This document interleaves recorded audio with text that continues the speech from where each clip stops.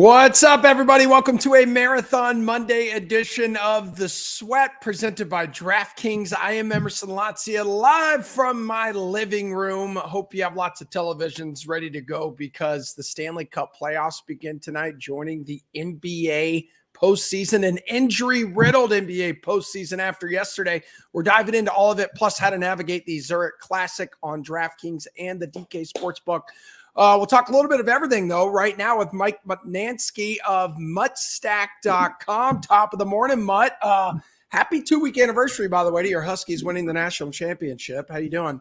Go Huskies, go Huskies. Happy Marathon Monday. But are you not running today? Let's go. No, absolutely not, man. I can't run more than like 3, 4, 5 miles. These people are insane, but they're all doing it for wonderful causes, as you know. So it's a very inspirational day to be here in downtown Boston. Yeah, I could run a 5K occasionally, but the toughness these Warriors have out there running is ridiculous. I will not be getting off my couch other than to potentially change the channel. I'll go to the fridge today because there is a lot going on, my friend. What do we have? Yeah, you're damn right. There's a lot going on. How about we start in the world of hoops, brother? Because your biggest takeaway from the first weekend of the NBA playoffs is what? Because you had upsets, you had injuries, you had Russ confronting a fan while the fan's kid was slurping a piece of ham off a plate without using his hands. What do you got?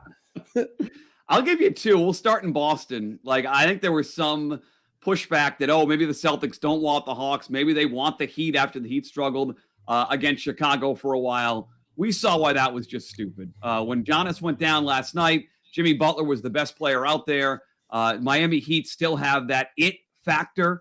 I think if Giannis plays, they'll still be the Bucks advancing. But the Celtics, I think, caught a break because they didn't get the Heat, and they got a bad Hawks team, dude. They changed their coach 20 games ago. They don't play defense, Emerson. So I think the Celtics caught some breaks in a lot of ways. And I think we'll get to the Golden State Warriors tonight, Game 2 Warriors-Kings. My other takeaway over the weekend was I'm not panicking yet on Golden State. I'm holding a 9-1, 10-1 ticket on them to win the NBA championship. I know they lost Game 1 to the Kings, but they look like the Warriors, Emerson. They were shooting threes, running around, double-digit lead in the second half. I'm not bailing on Golden State. So big weekend for if you're a Boston Celtics fan, and I'm not counting the Warriors out yet. You're not counting the Warriors out despite them being like the worst team ever on the road. They're going to have to win games on the road, Mutt, if you want them to cash that ticket for you, dude. Yeah, they're going to win some games on the road. I also think that getting home is going to be helpful for them tonight in Game 2. Look, the double-digit lead. Wiggins just came back, first game in months. We'll see the injury to Jordan Poole heading into Game 2, but the Warriors have that cachet. They have that back class, and I believe in them getting out of this series, and still a favorite to win, so Vegas agrees with me to still win the series, even with the Game 1 loss. I think one of the biggest questions is, can the supporting cast of LeBron and AD help Austin Reeves and Rui Hachimura enough for the Lakers to make a deep run here, dude? Hey, 2 games tonight. You mentioned the Warriors. What's your favorite bet between the 2 games on this slate? Yeah, if I'm going to roll with the Warriors here, I'm going to roll with them here in Game 2 once again. They opened up as a 1-point dog. That is gone. If you log on this morning on the DK Sportsbook, I have multiple times because we have morning baseball today. I got to get involved. You're seeing it with the Warriors as a 1.5-point favorite. And the money's coming in. Over 70% of the bets right now are on this Warriors team, laying the 1.5. 1.5 is just fine for me. Again, double-digit lead there in the second half. Couldn't close it out. I think the key there, Andrew Wiggins looked healthy. I think he'll have a bigger impact on Game 2 than he even had in Game 1. He played well in Game 1 tonight. So of these 2 games tonight, between player props, game totals, everything else, my favorite bet, pretty basic. Give me the Warriors. I'll lay the 1.5. Yeah, it feels like a must-win for them, and based on their history, I do think they show up as well, Mutt. What about on the in the land of DFS? Who do you recommend on DraftKings tonight? Yeah, I keep mentioning Andrew Wiggins. They lowered his price. He was $6,100. He's now down to $5,900. He's the 3rd highest, I think, salaried forward. But he's somebody who I think you want to play tonight. He's going to play more minutes. Now, what I urge people to do is keep an eye on the injury situation. Obviously, he'll be a lot more owned if Jordan Poole's able to play in this game tonight. But I do think Andrew Wiggins, is going to allow you to play guys like Embiid, guys like Steph Curry. And I expect his ceiling to be higher than what we saw even in that first game. So to me, I'm going to make sure Andrew Wiggins in my lineups tonight, cash games, tournament games. I think he makes a lot of sense. Yeah, big return for him in Game 1. Just happened to be upstaged by the Kings, who got that win, as we've already mentioned. It is a busy spring sports window here, Mutt, one that includes the NFL draft. So It's going to be a week from this Thursday in Kansas City. You wrote up some tips on how to bet it on your site, muttstack.com. What's your best advice for people right now looking to wager on the draft? Yeah, it's a really fun thing to bet. ESPN did a long story on this last year, Emerson, and basically these bookmakers said we offer this because people want to bet the draft, even though they beat us on the draft. And so it's a beatable market. And the best advice I have is to be ready to go with information. There were some bets that I made last week on the draft that aren't even available right now on the DK Sports, because as they're getting information, they're moving things around. So the biggest tip is when you see this information out there, don't be afraid to act on it, whether it's Schefter, draft guys you follow, people on the Patriots beat, the Jets beat, whatever it is. The info is going to be there. And in some cases, the lines don't move quickly enough where you can still react and make some plays. So information is key between now and next Thursday. When you get good info, don't be afraid to send it in. I mean, we've seen the number one draft pick kind of flip-flop throughout the last few months, haven't we? Between Bryce Young and really CJ Stroud. Yeah, I think Bryce Young feels like a pretty strong favorite there at the top of the draft. What I'll be interested in the next 10 days, Emerson, is can we figure out the information on what Houston's going to do there with number 2? Is going to be a trade back 3. There's some moving pieces there, but they're going to, including DraftKings, has some parlays available where you can parlay the top 2 or 3 picks. If you think Bryce Young's going to go early on, you can start to build out some cases for guy going second, guy going third, and turn that into some pretty decent odds. So they're starting to roll those out. They'll do those the next week or so, and that's what I'll be focused on. You see there 2 quarterbacks in the exact same order. You can get guys who are going second and third after Bryce Young. To me, that's what's going to be a fun bet to have the next week plus. I know you mentioned there were some markets no longer available that you were on previously, but as for ones that are available right now in the DK Sportsbook, Mutt, what's an early lean that you have? Yeah, you mentioned muttstack.com. I did some work last week on the draft with Andrew Callahan, who covers the Patriots, the Boston Herald, and he pointed me towards an interesting Patriots pick. You can go into the DK Sportsbook right now, and it shows under the Patriots tab there, like what are the odds are for specific, not players, but positions they're going to draft. Offensive lineman, I think, is the most likely. It's plus 250 right now on the DK Sportsbook. So it's basic, it's bland, but that's Bill Belichick, right? Eat your vegetables. Draft offensive lineman. I think plus 250 for an offensive lineman and 9-1 for a running back. Both Andrew Callahan and Jeff Howe, guys from the Patriots beat, think the Patriots are doing work on blue chip running back. If they were to drop back in the first round, potentially somebody there, that was 10-1 last week, down to 9-1. So I'm going to attack the Patriots at an offensive line position and running back there and try to mix and match before we get other information. I saw a quarterback at plus 750. No shot, Emerson. Bill Belichick's not taking a quarterback early in this draft. No way. No way. Well, dude, right. And here's hoping he doesn't take a wide receiver either. For a while there, though, betting baseball was becoming like very easy. You just woke up, you bet the Rays money line, but that rampage is over, which means we can now go back to talking about pace of play, something you wrote about on your site. So streaming viewership is up here, Mutt. Game times are down. Hell, the Sox and the Angels, just a mile down the road from us, played a game in under 2 hours yesterday. It was incredible. How do you feel about the new rules and how they're working for baseball? I love it. As somebody used to do pre and post game for baseball, you're sitting around waiting for these games to end interminable. Like I want these games to go faster. I've seen the complaints from people saying, "Oh, you go to the ballpark, you sit down, you want a long game." Nobody wants a long game. I have 2 young boys; they can't sit for a game for 3 hours. This is perfect for me. They're more interested in baseball now because the games are going faster. This was long overdue. It's fun to bet on, baseball is, and now it's more fun to get yourself invested in knowing it's not a 3.5-hour endeavor every time you watch a Red Sox game. I know, man. It is. It's been incredible. I went to a game like a couple weeks ago, and I was like in the park, back home in under like 3 hours.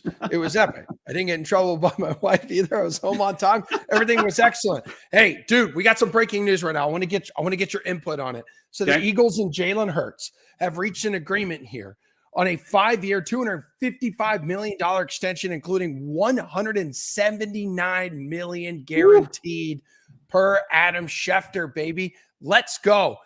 This was a must for the Eagles to get this dude locked in right now. Yes? Make him happy, and keep him happy. To me, Emerson, the money is secondary. Like once you find your franchise quarterback, get him locked up. In New England, we've seen it. We don't know if Mac Jones is the guy. I think it was pretty clear last year. when you put some talent around Jalen Hurts, he's going to perform at a high level. And it's crazy, right? You get him A.J. Brown, you get him Devonta Smith, and all of a sudden, wow, Jalen Hurts goes from, well, is he the guy to one of the better top 5, top 10 quarterbacks in the NFL? The money is secondary. You don't matter in the NFL if you don't have one of these quarterbacks. Jalen Hurts, to me, is one of those guys. They had to get this done. Good for Philly. Now they can start putting more offensive pieces around him for next year. But I have no problem. I'm sure you agree. No problem with giving Jalen Hurts that money. I mean, I'm just a big believer in all of these dudes who people may be still on the fence about talking quarterbacks here. If you get them that number one wide receiver, we've seen all of these quarterbacks take that next step from good to great to elite. We saw it with Josh Allen. We're starting to see it with Trevor Lawrence. You put some weapons around him. Other quarterbacks, you saw it with Tua, for crying out loud. Get these quarterbacks a go-to guy. You're the absolute man when it comes to horse racing. We're less than 3 weeks away from the Kentucky Derby. Okay. I know you don't like to toot your own horn with it, but I will. What's going on with the ponies this week, dude? Yeah, it's Nick Fryer's got baseball in the NBA. I got the horse racing again. I will say this: we're sort of in a calm before the storm. The Derby's now 3 weeks away. We had our last prep race this past weekend. What you're going to see now is these horses going to Churchill Downs, Emerson, getting on track, getting prepped. And honestly, there's a lot of noise for the next couple of weeks. This is where all the prep races are done. We know essentially the 20 or so horses that are going to be involved in the Kentucky Derby.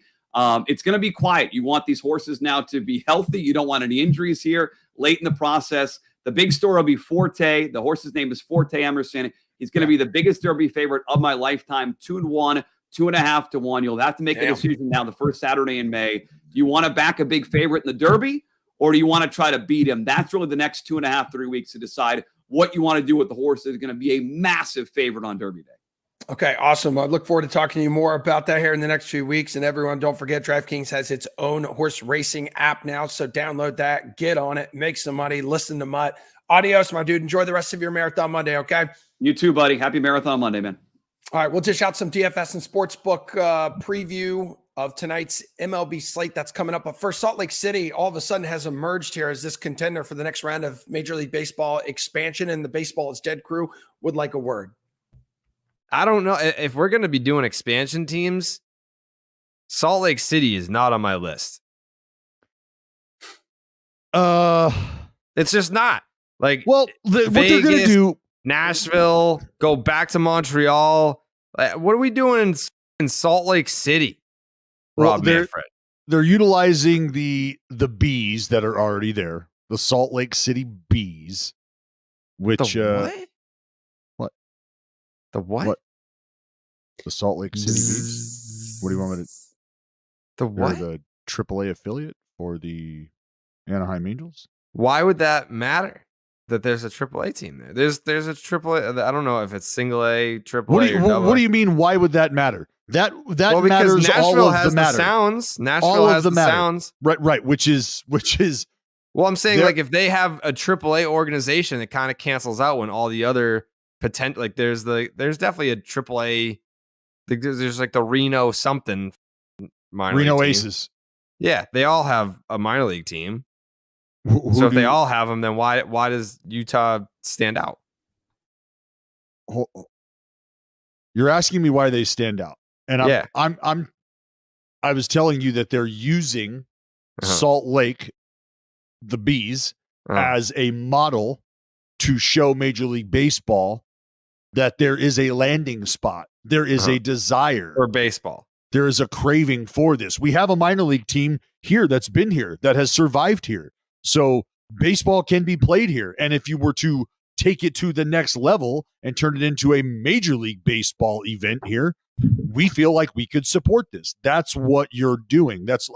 And there's so many hurdles when you have a minor league team in the place that you would like to build your big league team. There's a rule, 75 miles, you cannot have, it's either 50 or 75 miles, you can't have your big league affiliate in conjunction with your AAA affiliate. And that's to make sure that you're not parsing out the dollars. And you have to have an agreement, and you have to have a special acknowledgement for you to move within that bubble. So having a minor league affiliate in the space that you want to plop your big league stadium down is a massive deal because you're going to have to figure out a place to put these minor leaguers. And there's just a lot of moving parts that goes on. If you're Rob Manfred, what are you looking for in terms of like, all right, yeah, you guys have minor league teams, but you all do. You're looking at attendance for that's all a tough these question. minor league? Yeah. Yes. Attendance ultimately, because that's the gate, right? And that's what the owners, that's when we start talking about revenue sharing and shit like that. Like, hey, what are you bringing to the table? Meaning, all right, because think about each major league team like its own independent traveling circus. And we all know that we're going to do a show together, your circus and my circus. And we know that there's money to be made for both groups here. So what I need to know is that you're running a circus that is going to attract customers so that when we bring our circus to your place, there's going to be customers. When your circus comes into our town, there's going to be customers. And at the end of this, when we all break bread and start dividing up amongst our circuses, we like to know that each and every circus is bringing their best foot forward. All right, you want more baseball content? We're giving it to you every Tuesday here on The Sweat. Starting tomorrow, gear up for Tuesday takeovers with Jared Carrabis. We got a full hour of Jared. Steve Buchanan's going to be there. Jesse Cofield, yours truly, talking baseball and stuff. Hot takes galore. So join us tomorrow morning, talking 11 o'clock Eastern time for our first edition of the Jared Carrabis Tuesday Takeover, baby. As for now, it's just another Manic Monday with RotoWire's Eric Halterman here to cover the bases. Let's start it first because that's what you do in baseball. What's your favorite DFS pitcher on tonight's slate? Who's it going to be? I think the obvious choice at the top has to be Jacob deGrom, costing just over $10,000. We got Jacob deGrom against the Royals, who have the second worst OPS in baseball right now. As a team, they've got an OPS of 615. And last I checked, that's not very good. So we don't really need to mess around there. This is the easy, obvious choice. The question is, how are you going to pair him with somebody, which leaves you with enough money for the rest of your hitters? And I think the cheap option that I'm interested in is the Cubs' Hayden Wesneski, just 6,300. Going at Oakland. He had a lot of hype at the start of the season. Hayden Wesneski, or in redraft leagues, say heading into the season, in season-long leagues, after showing flashes late last year after coming over in a trade. 2 terrible starts to open the year for Wesneski, but a great way to get back to where you want to be is to face Oakland. And with him costing, again, just $6,300, I think that makes for a good pairing with deGrom. All right, second base, DFS hitter du jour. Well, I already am talking about maybe picking on Oakland. I think I might do that again, and I think my favorite hitters are all the expensive Cubs. Let's go with Ian Happ to pick one name, 4,900. He'll get the platoon advantage against Kyle Muller for Oakland, who's got a 5.52 ERA through 3 starts through his major league career, which is only 15 games, a 5.23 ERA. All of the underlying numbers support the idea, basically, that he should have an ERA in that range. Nothing to be scared of at all for Muller. I think any of the expensive Cubs, whether that's Ian Happ, Seiya Suzuki, Dansby Swanson, I'd be looking at stacking them all. But Happ will call my favorite after he just signed that big extension. It looks well-deserved. Hitting 308 with a couple homers, a couple steals already this season, really doing everything. The strikeout problems are not there. He's got about a league average strikeout rate this year, and he's hitting the ball hard. Barrel rate just shy of 11%, doing everything you want so far this season. Well, what's the move in the value department here in DFS as we hit third base now, Eric? Yeah, speaking of third base, that's where we're going to go. Brett Beatty at just $2,000. He costs the minimum because he has not yet played. But he is going to come up and play against Dustin May. He should get the start here. We're not sure if the exciting third base prospect for the Mets, Beatty, if he's going to start every day. He might not necessarily play against lefties, but he should be in there against May over Eduardo Escobar, who just was not cutting it for a contender anymore. You never know with these prospects if they're going to hit the ground running or not, but at the minimum price, it really doesn't cost much to find out here with Beatty, who hit 400 with 5 homers and 15 RBI in 9 AAA games to force his call-up. He's supposed to hit for about average contact and big power. And again, he really does not have to be anywhere close to his ceiling to justify a minimum price. I think a lot of people will be on him because he's the exciting new thing. But if you're trying to fit pitchers like Jacob deGrom into your roster, you need some minimum price guys who are great values like him. All right, Easy. Take us home with your best bet on the DraftKings Sportsbook for tonight's MLB slate. Yeah, there's some interesting run lines, and I think my favorite is going to be the Brewers plus 115 at the Mariners. That's Corbin Burns at Chris Flexen. Somehow, the Brewers there are correctly very big favorites on the money line, although honestly, they could be even more.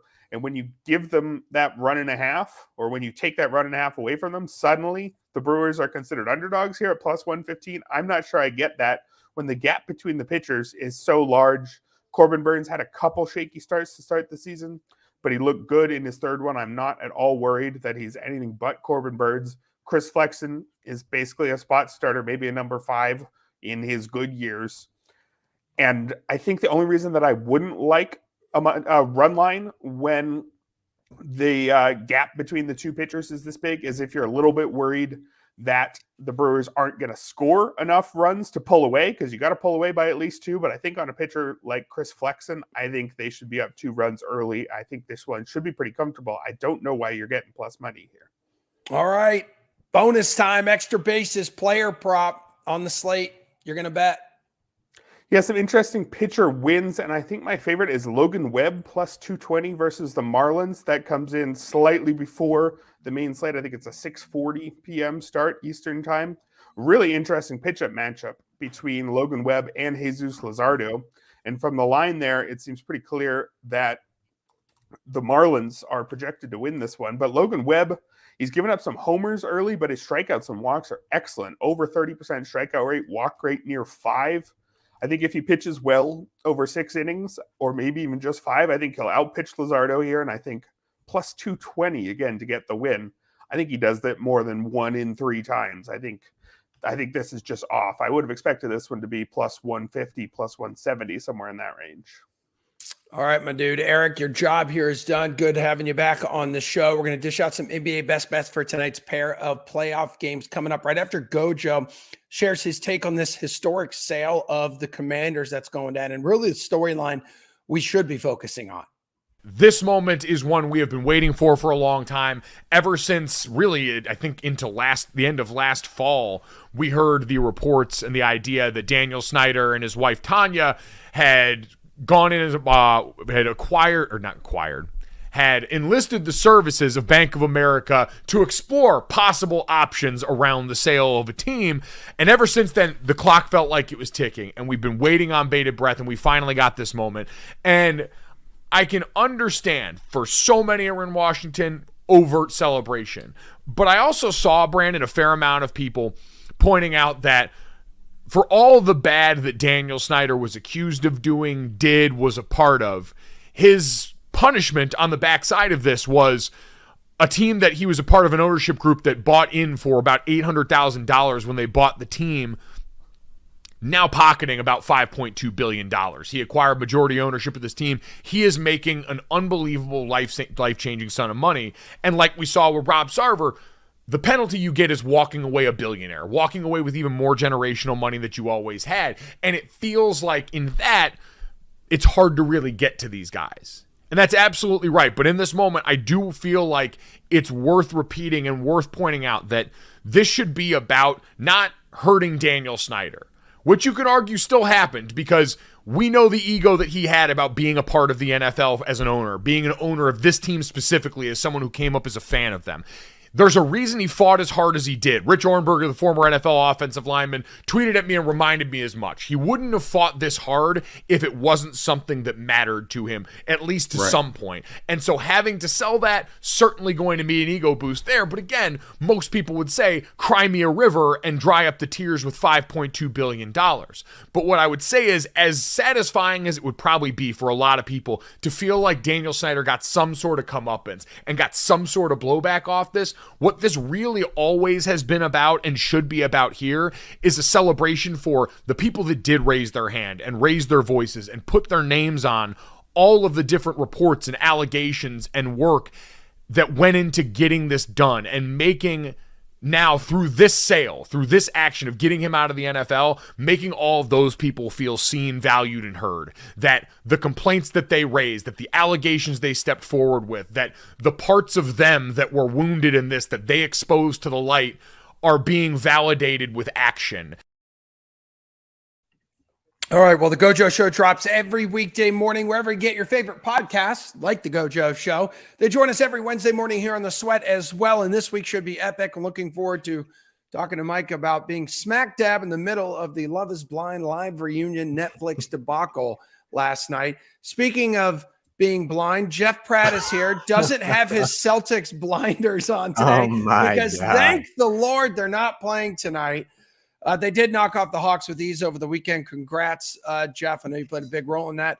What are you still thinking about? What are you still talking about right now when it comes to the NBA playoffs over the weekend? What am I still talking about? I mean, how are we not supposed to talk about that Kings Warriors game one? Yep. To be honest. Now, obviously, they are playing tonight, so we will dive into them later. But by far the most entertaining first round series so far. It's not even close. Now, you do have a little bit of an upset, obviously. Well, a huge upset yesterday, actually, with the Clippers taking down the Phoenix Suns. Obviously, Phoenix's first loss with Kevin Durant in the lineup. That was very, very surprising. I thought that DeAndre Ayton was horrible, specifically down the stretch, just could not get a rebound. Phoenix, I do expect them to bounce back and still take this series, but that was a statement game, and Kawhi Leonard looked like the Kawhi Leonard we saw from that Toronto Raptors run a few years back. The man is just the Terminator in the postseason. Then obviously New York going into Cleveland, winning that game one. That was definitely exciting. That series is going to be much less exciting to watch because it's much more of a grinded out matchup, but it's still going to be a battle. So we got some good upsets. We got some favorites cruising last night. It's been a good slate of weekend games. Yeah, and I saw like Westbrook, that was gross. He shot three for 19, but did kind of have, I'll give him some credit, did kind of have a nice impact throughout because he had 10 boards, 5 of those offensive, 8 assists, 2 steals, and 3 blocks. Dude, did you know that, or did you have a feeling that Austin Reeves was the GOAT? Like LeBron said that he did. Austin Reeves, that moment where he's like, I'm him. I'm like, hell yes, go off. You know what? Not all of us have elite abilities to predict the future like LeBron James, who clearly knows what's going to happen at all times. That being said, I feel like a lot of casual NBA fans thought Austin Reeves was a joke until they watched him play that game. And then they realized, okay, this guy's a legitimate NBA player, and he showed up. It was pretty shocking, to be honest. I don't think any of us expected to watch him and Rui Hachimura cook the way they cooked in that game. But hey, hats off to them. The Lakers depth, we know it is much better than it was at the prior to the season, than prior to the trade deadline. They did a great job of adding around the edges, and it obviously showed with guys like Rui balling out in that game. So the Lakers, they're going to be tough. I think they're going to win this series, and then they're going to give whoever they face next a good battle. Okay, let's focus on tonight. Again, 2 games on tap for the NBA playoffs on this Monday. Nets, 76ers. What is your DFS play in this one? Yeah, so the Nets double team Joel Embiid pretty much every time he touched the ball in game one, which is a smart strategy, and we've seen that a few times as of late. Shea in the play-in tournament comes to mind. When a team has an elite number one option, getting the ball out of his hands is simple logic. And even though Brooklyn lost by 20 points, I still expect them to go back to that strategy tonight. Hey, if other guys are going to hurt you, other guys are going to hurt you, but we're not going to let Joel Embiid go for 50 points. So as great as he is, I just don't think it makes sense to pay up for him at 10.6K if he's going to be limited by traps and doubles the entire night. And the direct beneficiary of that strategy by Brooklyn in game one was James Harden. He finished with 23 and 13, 52.5 fantasy points, and he saw a 31% usage rate. He's only 9K tonight, which feels a little low considering the fact that he'll likely be forced into the role as Philly's primary option. I think that paying up for him is probably the smart move if you want to roll with Mikal Bridges at 7,700. There could be room for a strong return on investment there, but my play is James Harden. All right, dude. What about your bet here for net 76ers? 76ers 10-point home favorites right now. Yeah, I'm kind of staying away from predicting the outcome of this game. I think that Philly will likely win. 10.5 seems a little large. But not to sound like a broken record, I'm looking at a few player props in this game, and the same logic I was just talking about applies. Just quickly, I think that under 32.5 points for Joel Embiid at -110 makes a lot of sense. I know it's not fun, but this will likely be a boring series for Joel Embiid from a production standpoint. Honestly, if you're a Philadelphia 76ers fan, that is what you want. You don't want him having to put up 50 points per game just for this team to advance in what will likely be a second round matchup with the Boston Celtics. You want this guy to be rested because we've seen a lot of fatigue from him down the stretch in past years. So if he's just going out there, getting 25 points, going to the line a few times, and other guys are getting involved, and the Sixers find a way to win, that is ideal. And, I'm also looking at James Harden over 30.5 points and assists. It's a direct correlation to that pick. The ball's going to be in his hands a lot. It's on him to make plays. I think he'll deliver in that aspect. And then on the other side of this matchup, Mikal Bridges over 26.5 points. This is a storyline I pointed out on Twitter prior to this series. But for those who don't remember or just didn't know, the Sixers actually drafted Mikal Bridges back in 2018 with a 10th overall pick. He was born and raised in Philly. He went to Villanova. His mom was the vice president of HR at the time for the 76ers. They had that great moment during a shared interview after he was drafted. And then the Sixers proceeded to trade him an hour later. Whether he admits it or not, he definitely has a chip on his shoulder. He's got that extra motivation to show up in Philly. We saw it in game one. He dropped 30. I think he can put up a similar game today. So Embiid under points, Harden over points and assists, and Mikal Bridges over points. All right, dude. Now to the best tradition in sports. Light the beam, baby. Jeff, real quick. Do you know what the beam is composed of? I have no idea what the beam is composed of, but okay. I feel like I should. Yeah, you really should. It's composed of 6 new salt laser space cannons. How great is that name? So these are 2 blue, 2 red, 2 green that come together to form purple. The beam is a laser, Jeff. It's not an LED light, and it uses about as much power as a hairdryer. I know you don't use those because your hair is curly, but when it comes to fantasy plays tonight, your DFS play in Warriors Kings is who? I don't really think you can go wrong in this matchup from a DFS standpoint. I'm laughing because I'm just still stuck up on the hair thing. But as we saw in game one, a lot of points are going to be scored in this series. The pace was awesome. The defense was optional for most of the night. It was everything we were hoping for and more. And especially me, I felt vindicated. I was the king. I was the champion of the Sacramento Kings before this series took off, and everyone was doubting them pretty much. And they showed up. I'm actually opting to pass on both of the point guards in this matchup, the 2 superstars, the guys who showed out in game one. I think that Steph Curry could be slightly overpriced from a DFS standpoint. And I am a bit concerned about the potential of Andrew Wiggins guarding De'Aaron Fox now that he continues to adjust to playing live NBA basketball again. So that leaves us with 2 remaining stars in Domantas Sabonis and Klay Thompson. And I really like both of them, but I'm going to give the slight edge to Sabonis. Despite not playing well in game one, this is still a really good matchup for him.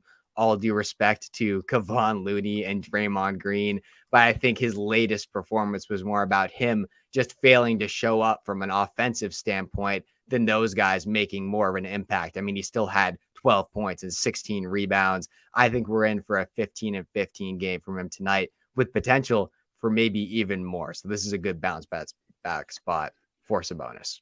All right, let's take the people over to the DK Sportsbook here. Last one, Warriors Kings bet. We talked to Mike Mutnansky earlier. He likes Warriors -1.5 in a must-win game when they typically come up big. What do you like? Game bet? You going back to the prop department?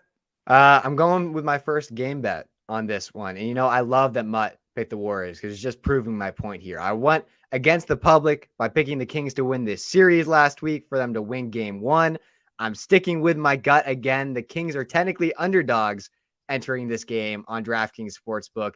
I'm rolling with them to win outright. That game one victory for Sacramento was huge for their chances of winning this series. This team obviously hadn't been to the postseason in 17 years, so they needed to get a win on the board just to prove not only to the world, but to prove to themselves that they could do it. And that Kings crowd on Saturday was unlike anything we have ever seen in the first round of the playoffs. It was one of the most electric atmospheres I've seen in a long time. And, like I said, this is just the first round of the playoffs. So as they continue to dive further in, and if they're able to win this series, it's only going to get even crazier in Sacramento. And I understand that Golden State looked pretty good in game one, but the fact remains they simply have not won many road games this year. And until they start to do that on a consistent basis, which the time is running out, I'm going to continue to fade them in these situations. I'm picking the better basketball team to win this game. They're at home. Sacramento Kings light the beam. Dude, did you know on a clear night, the beam is bright enough to be seen in space? I actually did know that one. Okay. I did know that one. I think I can see it from my backyard in New Hampshire. Okay. Wow, man. Enjoy that. Be safe back there because I know there's a lot of wildlife up there. Live free or die up there. All right. Now. Thank you, Jeff. I'll talk to you later. I'm sure you'll bully me through your text a little more. We'll put this show on ice coming up, as in right now, because the NHL playoffs, folks, we're not just all NBA. We got some NHL playoffs. The puck dropping on the postseason tonight. And it's going to provide some of the most exciting action in all professional sports year in and year out. That is the story with the NHL postseason. The Colorado Avs, they're ready right now to defend their title as champions. The hunt for hockey's ultimate prize begins tonight with this 4-game slate that is on your screen. Let's get into it right now with the riveting RotoWire duo of AJ Scholes, and hopefully Paul Bruno's video is working because I would like to welcome back Paul to this show. Yes, there he is. We've missed you, Paul. How you feeling? I'm a little bit better. Thank you very much, Emerson. I certainly miss being on with you guys, but with the playoffs on the docket, I'm ready to roll. Well, your Maple Leafs are still looking to win a playoff series in the salary cap era. They'll get going tomorrow. A ton of ways to approach these games, though, on the DK Sportsbook, gentlemen. So let's go through tonight's matchups, and I need you two to give me a bet on the series, okay? So let's start with the President's Trophy winning Bruins against the wild card Panthers. How are you betting this series, Paul?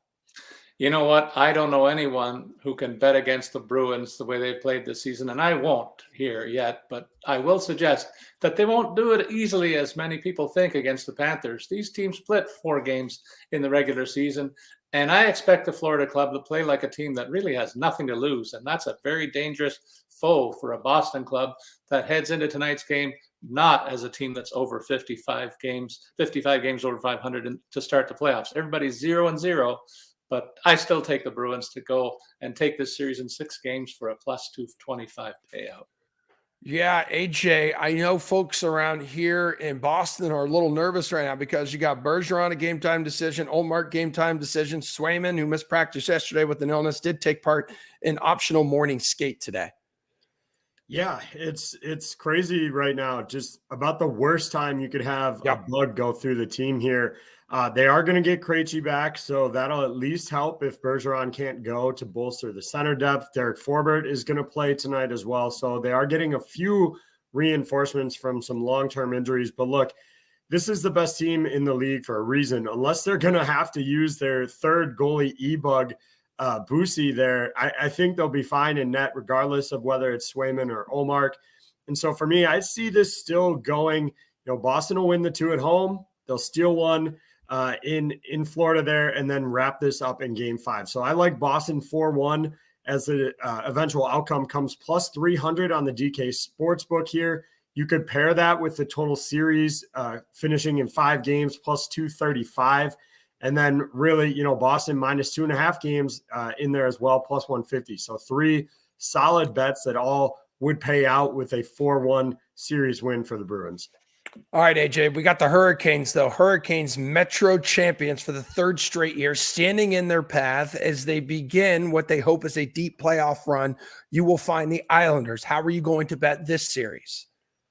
Like, there's no more pesky, annoying team to play in the postseason than the New York Islanders. Somehow they always manage to bring it and really are a struggle here.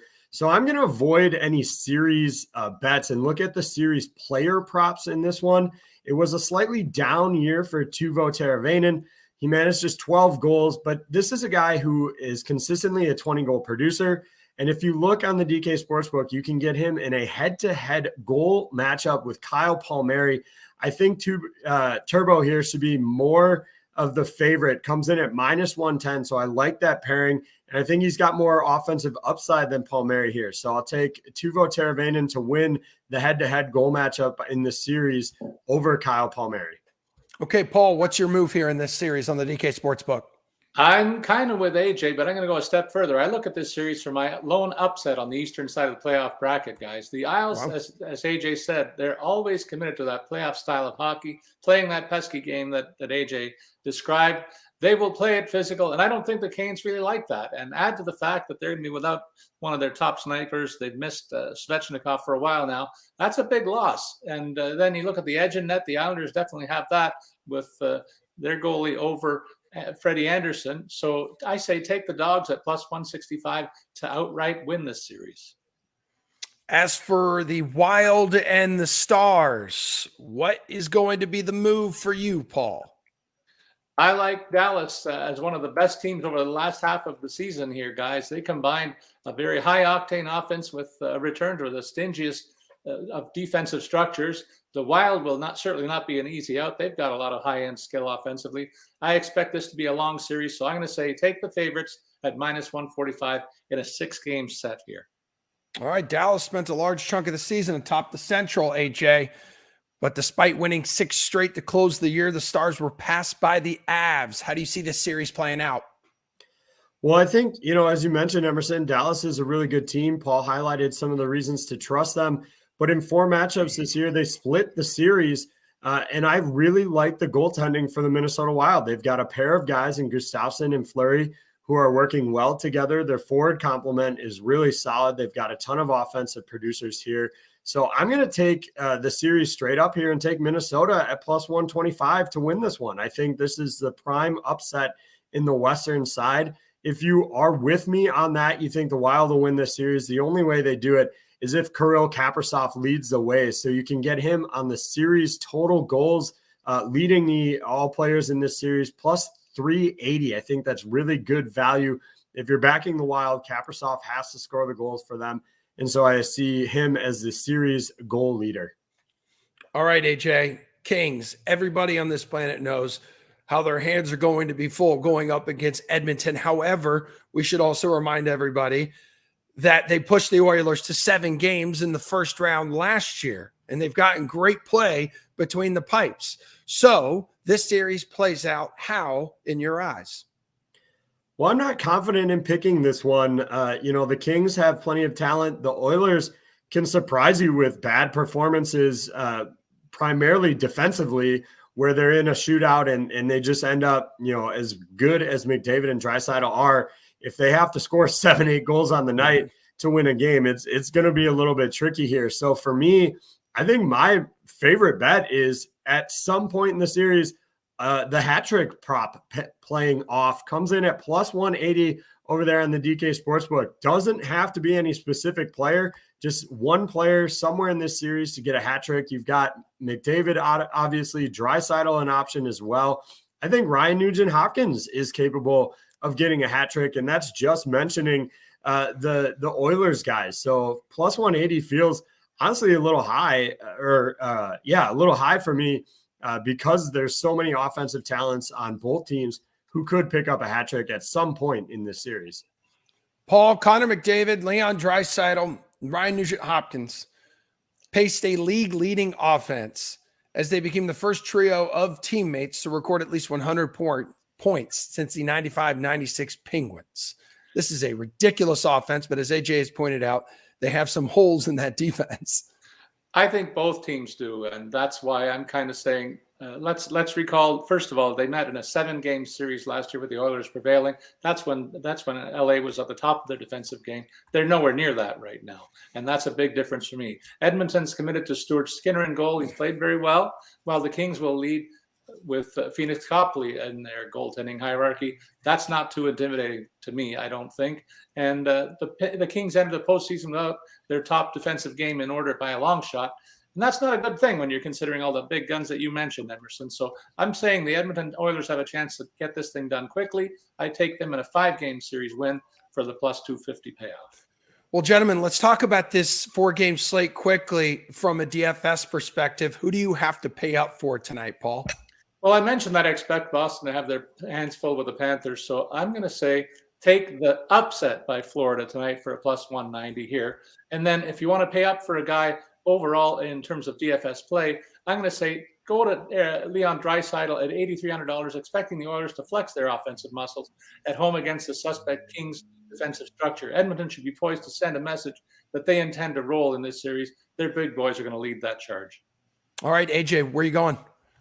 Well, I mentioned that I think Kaprizov has to lead the way for the Wild, and I think they get that started tonight. You can get him at 7,700, pretty significant discount compared to the top of the board tonight. If you want to go a little bit cheaper, I would actually go Ryan Nugent-Hopkins. Comes in at just $7K. You get a share of that top power play unit. Emerson, you talked about how good all three of these guys have been offensively. So why not take the cheapest option of that trio? Give yourself a little bit more flexibility. Hey, Paul, before you guys take off, we'd like to give you 30 seconds to tell us why the Maple Leafs are going to win a first-round series.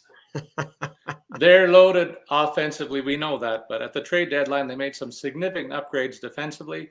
They've got a goalie who looks really sharp at the top of his game in Samsonov, and even brought in a top college guy in Matthew Nyes. And I know that's of interest to AJ, so I had to throw that in. I think they're loaded, and I think Tampa is one of the teams that's limping into the playoffs, having struggled over the last 2 months, playing sub-500 hockey. Leafs are going to win this and going to do it quickly, too. How about that? Yeah, AJ, rematch of last year's 7-game first-round series. I feel like this has been inevitable for months. Which side are you going to back quickly here? Are you going to support Paul's people, or are you going to go with the dudes down in Southwest Florida? Andre Vasilevsky. That's all you have to say in this one. He's goaltender in the league in the second half this year. You know that. Best goaltender in the league over the last several years. I will back the Lightning every time. All right, guys. I appreciate it. Paul, again, good to have you back. Good to have that duo back on our screens. We'll talk to you guys more, I believe, then on Wednesday. Then we'll talk some hockey because tomorrow is the Tuesday takeover with Jared Carabas. Right now, we're going to wrap up the show with a Jeff Ulrich takeover here to talk some golf. Jeff, we just got done talking little hockey here. I'm very excited for our Oilers tonight, man. Oh, boy. Yeah. And look, hey, I don't back the Leafs very often, but I do agree with Paul. I think the Leafs are going to dominate that series. So just had to get that on record. Yeah, I do. Yeah, I think it's their year to at least get past the first round. Probably lose in the second round because they're the Leafs, but you know.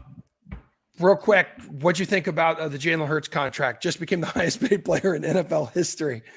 Yeah, so, you know, that obviously highest paid player in NFL history, but I mean, like, the contract's not too bad. I mean, the guaranteed money is far less. The guaranteed money up front is less than what the Broncos gave Russell Wilson and less than what the Browns gave Deshaun Watson. So you know, in some ways, it's a little bit of a bargain. It doesn't sound like a bargain when you start throwing around numbers that big, but I mean, the Eagles gave themselves a 5-year window here with Jalen Hurts. Why wouldn't you do this? I mean, what other options are you exploring? You've got, you know, a perfect hybrid quarterback who's shown that he's improved as a passer. You inserted an elite wide receiver with him and AJ Brown. Jalen Hurts improved his passer, you know, accuracy by over 5%. Just his DVOA in terms of on-field performance has improved. There's really nothing else that you can ask from Jalen Hurts. I mean, you know, and look, you've got him locked up for 5 years now. If you want to be a little bit more careful with him as a runner, you can. But you also have a window here where, you know, if you can build the defense enough and you get on a run, I mean, Jalen Hurts has shown that he's not afraid to take the ball and just do it himself. So, yeah, it makes a lot of sense. I think the Eagles actually put together a pretty solid contract, all things considered. And, you know, again, I just like the term. You've got a rush for this quarterback. We've seen with guys like Cam Newton that, you know, late 20s, early 30s, the wheels start to fall off. That's pretty much when this contract's going to expire. So I think that the Eagles are smart to give themselves a window here, and they can reevaluate Hurts at the end of the contract. Yes, second most guaranteed money in league history behind Deshaun Watson's, who you have mentioned. But also, shout out to his agent, Nicole Lynn. She negotiated a no-trade clause, a first for this kind of contract. So, and just to top that, it's the highest ever negotiated contract by a female agent. So really cool to see that. And yes, that is historic. The Eagles never give no trade clauses either. So pretty big win by her as well there.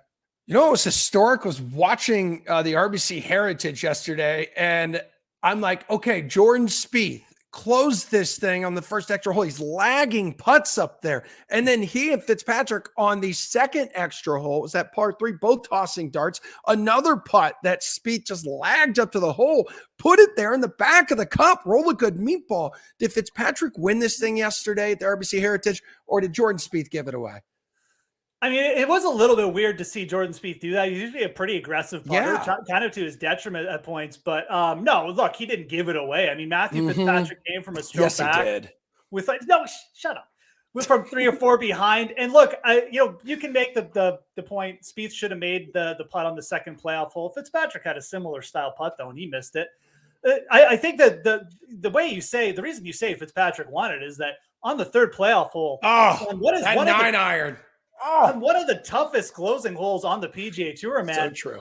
He stuffed it. I don't think people realize how hard that shot is. That is wide open. You are basically on the ocean. You're basically in the middle of the ocean there, hitting to a green that's just an island. You've got ocean on one side. You've got an impossible runoff to the other side. To hit it, not only in the middle of the green, but to the 1 foot, there's a reason you don't see people birdie that hole. It's because the approach shot is so hard. That was a step up, and that's a major championship winner shot. And I mean, Matthew Fitzpatrick is a major championship winner. Looks to be peaking and healthy again for the upcoming 3 majors, May, June, July. We've got a big run coming up here. So yeah, big win by Fitzpatrick. He certainly won it. Spieth, I mean, look, he played great. He just needed to sink one more putt. It happens. He'll probably get a win soon. Okay, so now he's actually going to be taking his talents with his younger brother, I believe, to the Zurich Classic in New Orleans. I love this tournament. There always seems to be alligator encounters with players and snakes slithering up on greens. There was that 3-legged alligator like a year or 2 ago, just slowly making his way across the fairway. But anywho, this is like a really unique event, Jeff, because you've got 160 dudes in the field, but it's 80 teams of 2. So let's navigate this together. I want to combine the first few questions because we're running tight on time, just how this event works and how the hell you approach it from a DFS and betting perspective. Yeah, for sure. So there's 80 teams, only 33 make the cut. That's the big thing. There's probably 20, 30 teams who are just dead money here. I mean, we got like a Garrigus, like Derek Ernst pairing. I mean, these guys you can just forget about. But the thing is, for DFS, only 33 make the cut. So it's a very high attrition rate. Like we've only got a 35% made cut rate here. Like getting 6 of 6 through in DFS is going to be really, really hard. So actually playing the high variance with a couple of teams like low down, because we do see teams, like random pairings get in the top 10. All it takes is 1 or 2 hot rounds in the best ball and you're up in the top 10. So it's a high variance week for DFS. For betting, you can also look, down the board here. Again, we got guys, we're going to have random teams like a Justin Lauer pairing or something like that, finish in the top 10. Really good week to look at the top 20 market once the odds come out as well. But for the outright market for betting, you're going to want to stay to the top of the board. We generally see the classy teams win here. Xander and Cantlay did it last year. Billy Horschel won it with Scott Piercy. They were actually one of the favorites here. Rahm and Palmer won it. Smith and Leishman. So stay to the top of the board for outrights, but for placing, certainly take some shots. Yeah, Billy Ho, I believe, won this thing even like a decade ago when it before he's it was a 2-time winner. A team event. Won in singles 2013. His first ever PGA win here, actually. Exactly, dude. Billy Ho's season. It could be right around the corner, just a few days away. Any groups playing better than Cantlay and Schauffele right now? Because we just saw what Cantlay did at Harbour Town, and Xander has played great here too. Xander almost got himself in a playoff yesterday too. No, I mean, those two guys are great. I mean, they're just the class of the field altogether, 2 top 10 players in the world. I will say this, big shout out to Sahith Theegala and Justin Suh. I mean, these guys have been performing all season long. Justin Suh's made 13 cuts in a row on the PGA Tour. Theegala has 4 top 10s, top 10 at the Masters, another top 8 last week. I mean, this guy's just getting himself in contention. Justin Suh was I believe he was top 10 at this event last season too. This pairing is really, really interesting. I'm sure it's going to be popular, but they are really interesting for this format.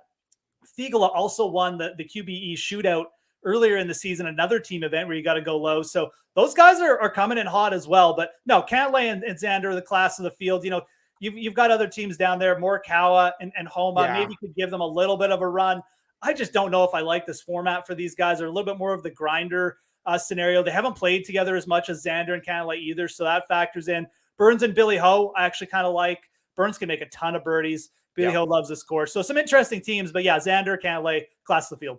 So you don't expect Homa and Morikawa, two of the best players in the world, to really deliver here because they're going to be high expectations on this team. I don't expect them to suck. I mean, they're the class of the field. I mean, playing blindfolded, they could probably top 20 in this field. But no, I like if I was picking teams, I mean, Xander and Cantlay are the class.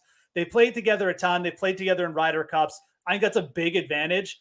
And they've just also been playing better over the last month than both Homa and Colin Morikawa, who again haven't been terrible, but when we're really picking and choosing here, I mean, Cantlay's been tearing the cover off the ball, been close in a couple events. Xander was close last week, top 10 at the Masters. So yeah, I'd still say the clear edge here is with Cantlay and Schauffele. All right, give me your pick to win right now on this Monday. Oh boy, I mean, my heart says Sahith Theegala and Justin So, but I'm going to go with Sungjae Im and Keith Mitchell. Keith Mitchell is top 5 at this event before. Got Sungjae Im top 10 at the RBC Heritage. Made the cut at the Masters. Typically, we see the winners here. They have some form coming in, and Sungjae's played this event before too. He played with Benny Ann last season. I like this pairing quite a bit. I think both these guys have been really kind of all over leaderboards most of the start to the season, and I think especially Sungjae Im due for a win here. That's a sneaky good team, Jeff. It is sneaky good. I agree. I'm also still kind of low-key rooting for Matthew Fitzpatrick because, again, playing with his brother Alex, he could get his brother a PGA Tour card. That would be some story, hey? It would be amazing. A PGA Tour card. Yeah, it'd be kick-ass. Cool. And his bro, Alex, is no slouch. I guess he just finished T9 in the European Challenge Tour in his last start. So I think that's where Koepka made his name for himself, like early on in his days. But anywho, bro, good catching up with you. Good seeing you. We'll catch up with you later this week here on The Sweat. Don't forget, everybody, Jared Carrabis, Tuesday Takeover on The Sweat every Tuesday starting tomorrow. Myself, Jared Carrabis, Steve Buchanan, Jesse Cofield will be back from her weeks-long vacation. Thanks, everyone, for hanging out with us. Have a safe rest of your Monday.